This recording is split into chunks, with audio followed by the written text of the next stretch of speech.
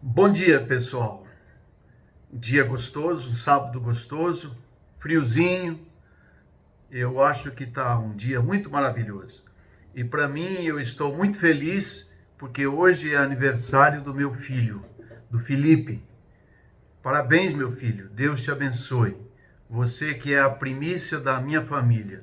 Deus te abençoe e continue mantendo a sua vida e que você tenha vida com qualidade em cada momento do seu viver. Seja um exemplo para a família, seja sempre um exemplo para a sociedade, um exemplo para a igreja e um exemplo de crente fiel para o Senhor Jesus. Deus te abençoe. Eu tenho, assim, muito orgulho de ter filhos como você. Deus abençoa você e que você seja guardado por Deus enquanto viver. Que Deus abençoe você, sua família, sua esposa, seus filhos. E amanhã é aniversário do Lucas, do Evandro e da Suzy. Amanhã, Lucas, você faz aniversário. Vai ser festa, né? Só em casa ou com os avós, vai ser legal. Muito bem, eu quero refletir um pouco em cima do livro de Juízes, no capítulo 3, primeiros versos, vai dizer assim, olha, estas são as nações que o Senhor deixou na terra para pôr à prova os israelitas que não haviam participado das guerras em Canaã. Não sei se vocês se lembram, ontem nós falamos de uma tal de terceira geração. A primeira era de Moisés, Josué, Caleb, que morreu tudo no deserto. Só sobraram deles Caleb e Josué. A segunda geração é a geração dos que nasceram no deserto durante os 40 anos, atravessaram o Jordão, alguns deles atravessaram o Jordão, e aí depois destes, alguns anos depois, veio uma terceira geração. E o texto de Juízes 2, 10, vai dizer que é uma terceira geração que não tinha conhecido nem visto as grandes coisas que Deus tinha feito por eles. Então agora Juízes capítulo 13 vai tratar destes aí, né? Eu repito o texto. Estas são as nações que o Senhor deixou na terra para pôr à prova os israelitas que não haviam participado das guerras de Canaã. Ele assim fez apenas para dar treinamento de combate às gerações de israelitas que não tinham experiência no campo de batalha. Estas são as nações: os filisteus, com os seus governantes, os cananeus, sidônios, heveus, que habitavam no Monte Líbano, desde o Monte Baal-Hermon até Lebo-Hamate. Estes povos foram deixados para pôr Israel à prova, para ver se obedeceriam aos mandamentos que o Senhor tinha dado aos seus antepassados por meio de Moisés. Eu li até o verso 4. Que interessante esse texto. Ele me chamou a atenção pelo seguinte, me fez lembrar de Tomé. Tomé, ele diz, está lá no Novo Testamento, quando falaram para ele que Jesus tinha ressuscitado, ele falou assim, eu só acredito vendo. É por isso que até hoje a gente fala da tal da prova de São Tomé, prova de Tomé. Ele falou, eu só acredito que Jesus ressuscitou se eu ouvir. Se eu não enxergar Jesus e não colocar a mão no machucado o meu dedo, no machucado da mão dele, ou não colocar a minha mão na lateral onde ele foi furado pela espada, eu não acredito. E Jesus apareceu para Tomé e disse, olha Tomé, bem-aventurado é você porque você viu. Você está vendo aqui, Jesus apareceu para ele. E disse, mas mais bem-aventurado, ou seja, mais feliz é aquele que crê sem ver. E esse crer sem ver equivale a nós, as gerações que vêm posteriormente a Jesus Cristo ou aos feitos de Deus. E este texto que eu acabei de ler de Juízes me faz lembrar de Tomé pelo seguinte, no texto de Juízes 2, diz que levantou uma terceira geração que não conhecia os feitos de Deus. Talvez nós também não tenhamos visto grandes milagres de Deus. Algumas pessoas têm experimentado milagres de Deus e têm descoberto milagres de Deus. Mas a maioria não tem experimentado milagre de Deus e não sabe o que são milagres de Deus. Então tem até uma certa dificuldade em crer. Agora, o interessante é que aqui me chama a atenção que Juízes 3 diz que Deus deixou um povinho ruim e deixou com o objetivo de treinar esse povo, porque eles não sabiam o que era guerra, eles não sabiam o que era dificuldade na vida. E a gente fica pensando, mas Deus foi tão ruim assim de deixar um povo ruim para que Israel enfrentasse esse povo? Foi Deus que deixou? Foi Deus que deixou. E Deus deixou com uma finalidade, para treinar aquele povo na guerra. Que os outros sabiam da guerra, mas eles não conheciam nada sobre guerra. E interessante que em João, capítulo 17, verso 15, João, o Evangelho de João, capítulo 17, verso 15, Jesus está orando, é uma oração chamada de oração sacerdotal. Jesus ora pelos discípulos e, por consequência, orando pelos discípulos, ele ora também por cada um de nós, porque o texto vai dizer isso. Mas no verso 15, ele diz assim, que Pai, eu te peço, não que os tires do mundo, mas que os livres do mal. Ou seja, Jesus estava pedindo para Deus não tirar os discípulos, nem nós do mundo, para poder sermos salvos e livres das dificuldades, mas que nos livrasse do mal, ou seja, o mal maligno do diabo, não das provações. As provações a gente sempre tem. 1 Coríntios capítulo 10, verso 13 vai dizer isso. Nós somos provados, nós não somos tentados, Deus não nos tenta, Ele permite a provação.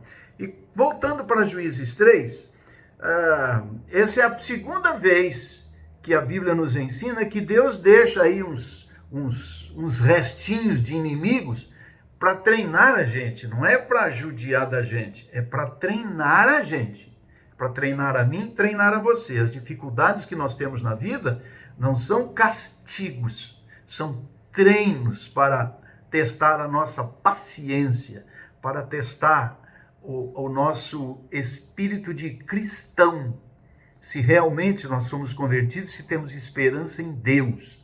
E essa é a segunda vez de Juízes 3, porque quando você lê, pega aí a sua Bíblia e abre lá em Êxodo, capítulo 13, versos 17 e 18, Êxodo 13, versos 17 e 18, vai dizer assim: quando por fim o faraó deixou o povo sair do Egito, Deus não os conduziu pela estrada principal que corta o território dos filisteus, ou seja, do Egito para Canaã tinha uma estrada reta, que era perto, mas tinha que passar no meio de um povo chamado filisteu, um povo brabo, um povo violento. Então o texto diz, Deus não permitiu que eles fossem por essa estrada principal, que corta o território dos filisteus, embora fosse o caminho mais curto. Deus disse, se eles tiverem de enfrentar uma batalha, pode ser que mudem de ideia e voltem para o Egito. Verso 18, por isso, Deus fez o povo dar a volta pelo deserto, rumo ao Mar Vermelho. Assim os israelitas saíram do Egito como um exército preparado para marchar. Eles ainda não estavam preparados para a guerra. Vamos fechar isto? Irmãos, nós não estamos preparados para todas as vitórias que almejamos. Nós vamos, na medida que vivemos pela fé, sendo preparados. Eu tenho certeza que Deus coloca provações, não tentações. Deus não tenta ninguém. Deus coloca provações para irmos sendo treinados. E na medida em que somos treinados, nós vamos vencendo.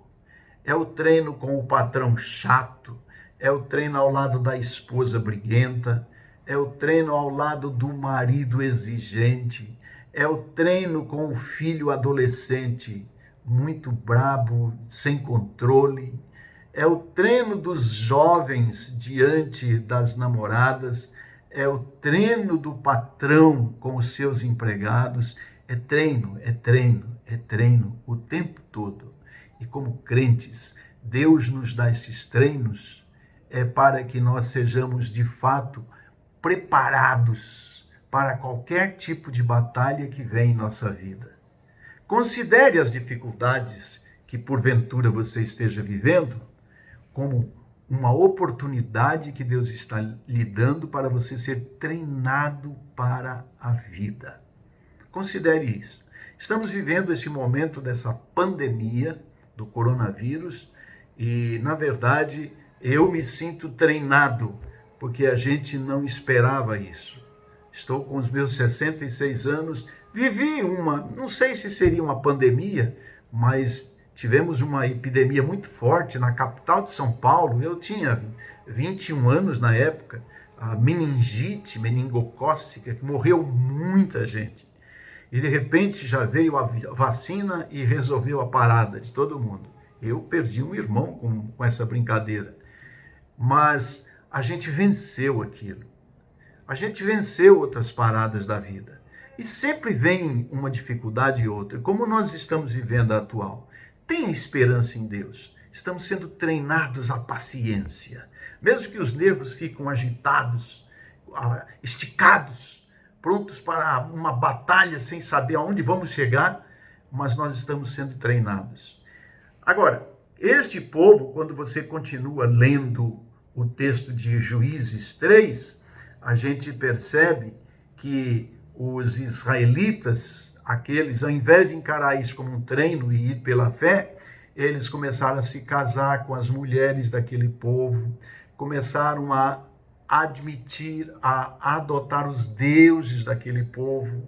Ao invés deles se manterem firmes na fé, eles entraram na do povo. E é o que Deus não quer, que nós entremos no mundo de pecado e vivamos o mundo de pecado. Nós somos chamados por Jesus Cristo para imitar a Jesus Cristo e não ao mundo. Nós não somos chamados para imitar o mundo, somos chamados para imitar a Jesus Cristo. E como eles se misturaram com aquele povo, eles não conseguiram vencer aquele povo. E não conseguindo vencer o povo, eles se tornaram vítimas daquele povo.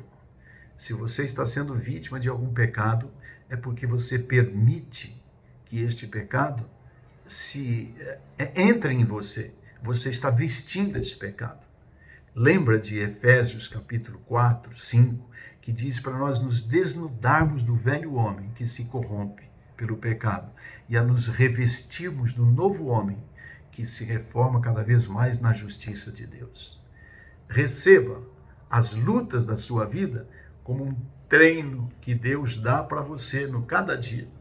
Agradeça a Deus por esses treinos. Agradeça a Deus pelos treinos de cada dia. O treino faz bem para nós. É disciplina. E Hebreus 12 vai falar dessa disciplina, dizendo que de princípio ela dói, mas depois ela produz um efeito extraordinário para a nossa vida. Deus te abençoe e Deus faça você passar pelos treinos da vida, agradecendo a Ele a cada treino que Ele lhe dá. Vamos orar? Você pode orar comigo? Pai Santo, quero te agradecer pela vida desse irmão que me ouve nesse momento. Agradecer porque ele já entregou o seu coração ao Senhor Jesus Cristo. Quem sabe ele esteja passando por alguma dificuldade, por alguma luta. E eu quero te pedir que o teu Espírito possa falar-lhe ao coração no sentido de que as lutas para o cristão são treinos e que nós não podemos deixar ser vencidos por ela, mas sermos vencedores não pela nossa força, mas porque Cristo é conosco. Se alguém está ouvindo e ainda não entregou o seu coração a Jesus, que seja esta a oportunidade de permitir que Jesus entre no coração, que o Espírito Santo tenha a oportunidade de trabalhar no coração de cada um. Senhor, se há algum enfermo, coloque agora a tua mão de poder e que seja para a tua glória a cura deste enfermo. Eu quero orar neste momento também pelo irmão Cosme, quero orar por sua esposa, Dona Cleide, e que o Senhor faça morada nesses corações e que eles confiem no Senhor. Quero também orar de todo o meu coração para que o Senhor proteja e dê paz ao coração da dona Marina, vizinha da nossa igreja. Que ela tenha paz no seu coração e que ela glorifique o nome de Jesus com a sua vida. Que as experiências que ela viva sejam experiências que a treine para te servir todos os dias da tua vida. Eu te louvo pela vida do meu filho Felipe e da sua família. Toma-o em tuas mãos. Nós te louvamos e te bendizemos no nome de Jesus. Amém. Deus te abençoe.